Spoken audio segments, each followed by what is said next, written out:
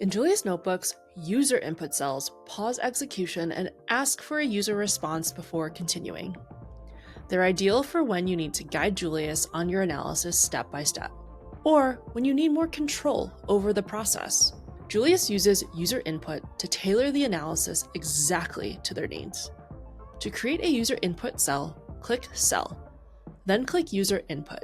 Alternatively, you can press the keyboard shortcut U to change any cell to a user input cell. First, enter in the question you want to ask the user of your notebook, such as, which time period should we focus on, or what threshold should we use for outliers? The second field is where the user will type their input.